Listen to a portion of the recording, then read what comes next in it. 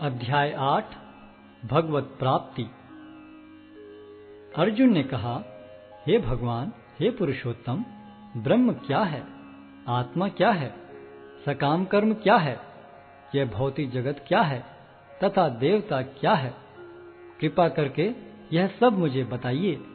हे मधुसूदन, यज्ञ का स्वामी कौन है और वह शरीर में कैसे रहता है, और मृत्यु के समय भक्ति में लगे रहने वाले आपको कैसे जान पाते हैं?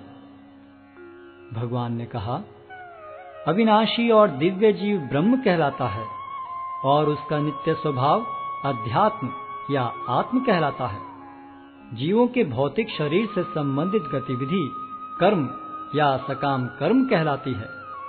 हे देहधारियों में श्रेष्ठ, निरंतर परिवर्तनशील यह भौतिक प्रकृति अधिभूत कहलाती है।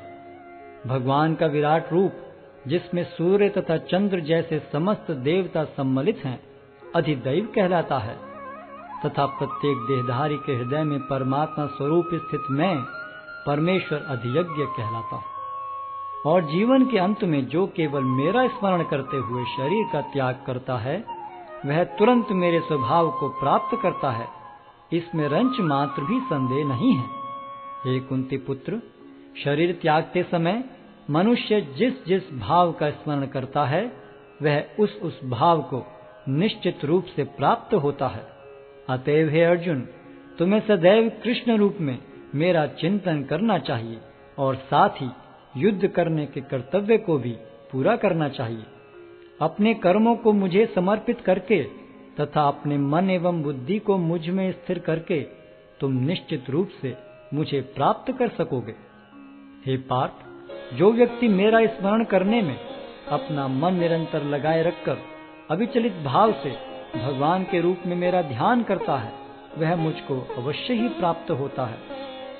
मनुष्य को चाहिए कि परम पुरुष का ध्यान सर्वज्ञ, पुरातन, नियंता, लघुतम से भी लघुतर, प्रत्येक का पालन करता, समस्त भौतिक बुद्धि से परे, अचिंत्य तथा नित्य पुरुष के रूप में करे। वे सूर्य की भांति तेजवान हैं और इस भौतिक प्रकृति से परे दिव्य रूप हैं। मृत्यु के समय जो व्यक्ति अपने प्राण को भौहों के मध्य स्थिर कर लेता है और योग शक्ति के द्वारा अविचलित मन से पूर्ण भक्ति के साथ परमेश्वर के स्मरण में अपने को लगाता है, वह निश्चित रूप से भगवान को प्राप्त होता है। जो वेदों के ज्ञाता हैं, जो ओंकार का उच्चारण करते हैं और जो संन्यास आश्रम के बड़े बड़े मुनि हैं, वे ब्रह्म में प्रवेश करते हैं। ऐसे सिद्धि की इच्छा करने वाले ब्रह्मचर्य व्रत का अभ्यास करते हैं। अब मैं तुम्हें वह विधि बताऊंगा जिससे कोई भी व्यक्ति मुक्ति लाभ कर सकता है। इस योगाभ्यास में स्थित होकर तथा अक्षरों के परम संयोग यानी ओंकार का उच्चारण करते हुए यदि कोई भगवान का चिंतन करता है और अपने शरीर का त्याग करता है, तो वह निश्चित रूप से आध्यात्मिक लोकों को जाता है। हे अर्जुन, जो अनन्य भाव से निरंतर मेरा स्मरण करता है, उसके लिए मैं सुलभ हूँ, क्योंकि वह मेरी भक्ति में प्रवृत्त रहता है।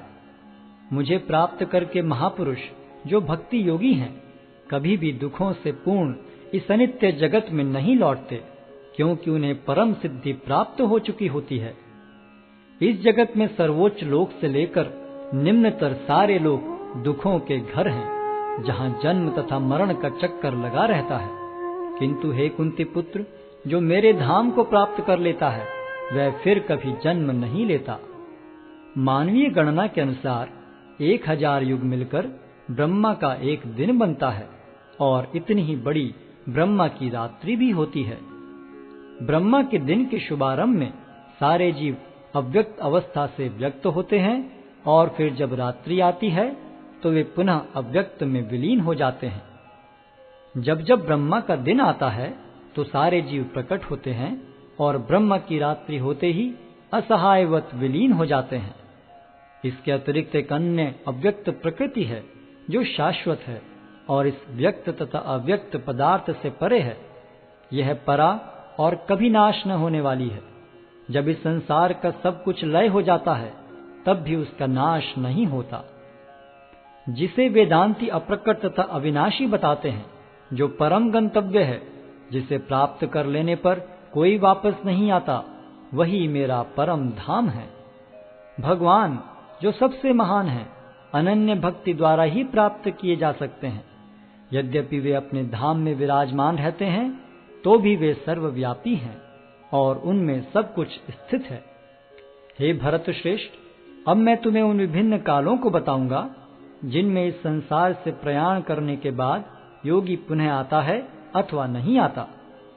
जो पर ब्रह्म के ज्ञाता हैं, वे अग्निदेव के प्रभाव में, प्रकाश में, दिन के शुभक्षण में, शुक्ल पक्ष में या जब सूर्य उत्तरायण में रहता है, उन 6 मासों में इस संसार से शरीर त्याग करने पर उस पर ब्रह्म को प्राप्त करते हैं।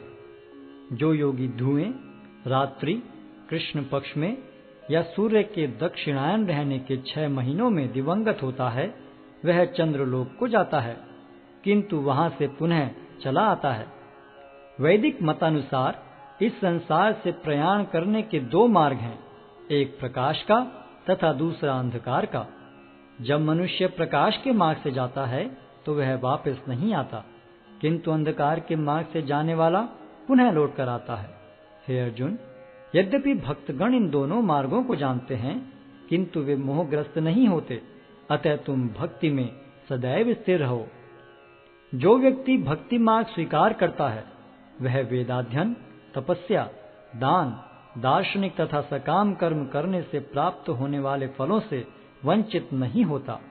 वह मात्र भक्ति संपन्न करके इन समस्त फलों की प्राप्ति करता है और अंत में परम नित्य धाम को प्राप्त होता है।